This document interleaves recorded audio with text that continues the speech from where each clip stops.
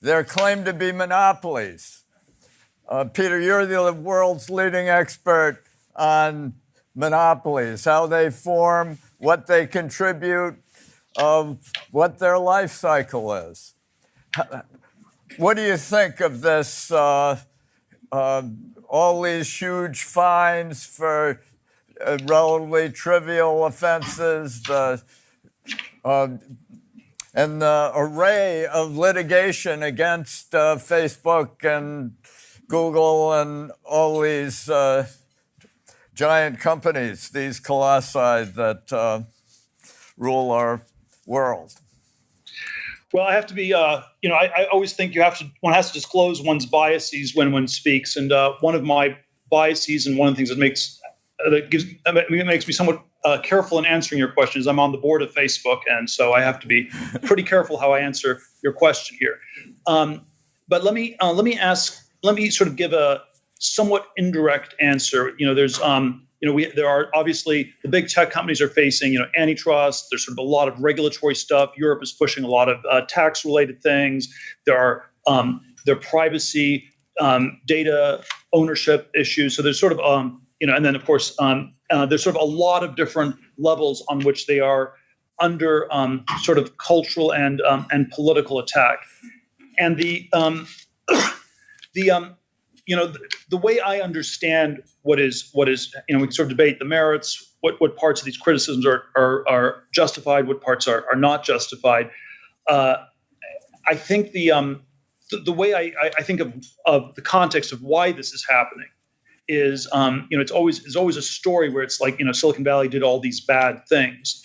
And I don't think that's the main story. I think the main problem Silicon Valley has is that it's not done enough good things. And the story that, again, picking on Google, that Google should be able to tell is, yeah, maybe there are all these things we're doing that are problematic in certain ways, but we've made the world a better place in all these other very important, very tangible ways. And that story has gotten harder and harder to tell. And I think that remains sort of the core challenge of Silicon Valley.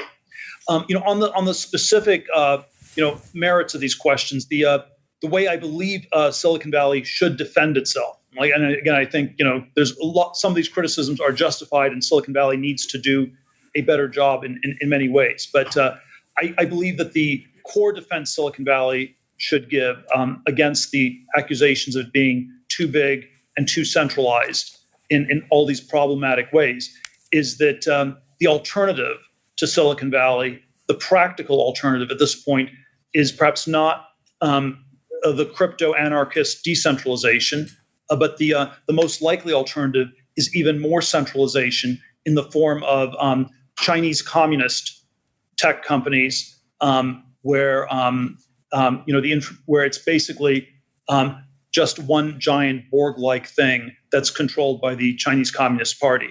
And so if there's a problem with big tech, if it's too homogenized, too centralized, and so on, we have to be careful that we don't set up an alternative where it's even bigger and even more centralized and literally communist. You started PayPal in part to overthrow this government monopoly of money.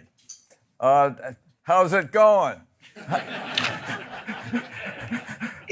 what can we hope for in the future in the cryptocosm?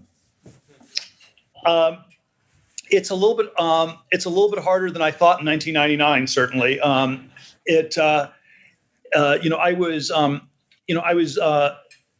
was very one of the books that tremendously influenced me when I started PayPal was The Sovereign Individual. It was written by Rees-Mogg, the father of Jacob Rees-Mogg, the British Brexit parliamentarian. And it was about how we're going to have cryptocurrencies, and it was going to be this decentralized world where sovereignty would get decentralized to the individual level. And I read that book in the summer of '98, and it sort of inspired me to start PayPal as this sort of libertarian project that was going to liberate people's money from the control of the central monetary authorities. And there was sort of a whole set of ideas we had around that. And in the context of PayPal, we certainly built a successful business, but that part of the vision turned out to be quite hard to do. And there was certainly forms of electronic money that, in theory, were decentralizing, and in practice enabled more centralization and more control. And especially after 9/11 and the Patriot Act, and all the ways that the regulatory state was able to more precisely track the flow of electronic money, that it may have actually trended quite the other way. Now, I think of I do think of Bitcoin as the real thing. It is this sort of it's sort of the centralized currency that we fantasized about at PayPal, but didn't quite build. I have all these speculative thoughts on who Satoshi is, and the Bitcoin origin story. And without stating precisely who I think it is, let me give what I think is the key origin story for Bitcoin. We were at this when I started PayPal. We were at this financial cryptography I went to this financial cryptography conference in Anguilla in early 2000, sort of an annual conference, and they have sort of this gathering of people who are libertarian and into cryptocurrencies, and probably a decent number of people working at the NSA and spying for the U.S. government and other governments as well. So it's sort of this rather interesting gathering of people. And my theory is that Satoshi was at that conference, or at one like that in early 2000, and that these ideas were germinated in the late 90s already. And one of the manifestations of cryptocurrency at that particular conference was a system called eGold, and it was anonymous encrypted electronic gold certificates. And it was a company. It was based in southern Florida. They had these servers distributed all over the planet, but it was in theory this gold-based alternative to the dollar. It was going to be encrypted and safe, and there were all these problems with eGold. We made it interoperable with PayPal. It turned out there was sort of a lot of criminal fraud, criminal activity. Maybe that's always part of the territory of these things. We sort of disconnected it. But the people who started it eventually got in a lot of trouble. The whole system was shut down. The company was targeted. They were prosecuted. I don't think they went to jail, but the whole thing was sort of disbanded. And there was something about the eGold architecture that was in theory a cryptocurrency, and in theory fairly decentralized, with their servers in Iceland and Dubai and one or two other places. But in practice, it was still centrally attackable by the larger central government. And I believe the true Bitcoin origin story was in contrast to eGold. It's almost the same name in a way. It's like eGold, Bitcoin. It has roughly the same. It's like you were thinking about eGold. Okay, I'm going to do the next eGold. I'm going to change E to Bit and coin to gold. It was sort of a contrast to that. And so I think the reason we do not know who Satoshi is integral to the history of Bitcoin. If we knew who it was, our too powerful central government would probably do some very unpleasant things to that person. Why do you believe that the Communist Party of China could nurture or run giant companies with tremendous capabilities that actually are competitive with the best companies in the United States? How is it possible that a communist party can actually be a threat in this commercial, creative domain? Well, I suppose I think these companies are a threat, and I think they are very tightly controlled by the Communist Party. So the counterpoint to it is that seems to me to be the empirical reality. I think the theoretical, so that's the empirical answer. The theoretical answer to your question is I don't think centralized totalitarian communism is that good at creativity. You did have good number theorists and good chess players in the Soviet Union, so there probably are certain forms of creativity you're able to have even in a Stalinist or Maoist system. But I don't think the creativity is essential, and the competitive threat from these companies in China is that they are just extremely fast at copying. They're very fast at copying things that work, and there's always, in any sort of creative business, there's a balance between the creative inspiration, what I call the 0 to 1, the miraculous beginning, Yep. and then scaling the business and building it. And I think in every area of technology and innovation, the United States and the West more generally are still at the cutting edge. We're still ahead. We're the only place in the world where innovation is really happening. But how much value it is to us depends on how quickly it gets transferred and exfiltrated to China. And so, the West developed the atom bomb in 1945, and that was, again, it was a form of innovation. It was that was possible in a free society.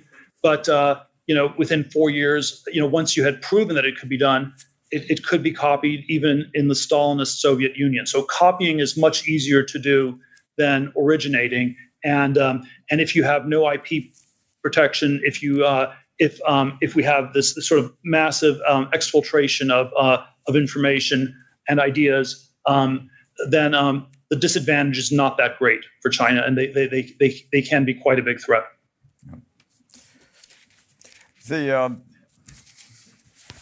We have. How does your understanding? This is a question from the audience. This will be the last question. Okay. How does your understanding of technology inform you about the current pulse of personal relationships and the broader social and societal fabric looks like now and into the future? You can talk forever, Peter. Any room for the human spirit in our futures? Well, one would hope so. I think there are all sorts of unhealthy trends in our society and things that are very off, and certainly I think the way I understand the Jordan Peterson phenomenon is that it's not that he's correct about Jungian psychology, which I think is just ridiculous. But what's Peterson's been effective because Jungian psychology is a politically correct way to talk about the extremely dysfunctional gender relationships in the United States and the West. And so I think I agree with that premise of the question that there are some really big problems. I would disagree with the claim that it's mainly driven by technology. I mean, maybe there are aspects of tech, of the sort of constant attention distraction or things like that that are unhealthy and that are socially unhealthy. But I think I think it's actually driven by these things are overdetermined. There are many things that drive it, and my intuition for what's gone wrong in a lot of these cultural areas is just the sort of general sense of cultural malaise, of stagnation, of the future is not getting better. Our society is not progressing, and so when people retreat into playing video games or living in their parents' basements or staying in graduate school. It's probably maybe this is just like a I think the solution is maybe you should give them a Jordan Peterson like psychology lesson. Maybe you can tell them to turn off their iPhones or take away their iPhones. But I think the real structural thing is we have to get back to the future. We have to get back to growth in our economy generally. Thank you. That's at least always my bias. Yeah, that's a wonderful, challenging opening to the conference, Peter.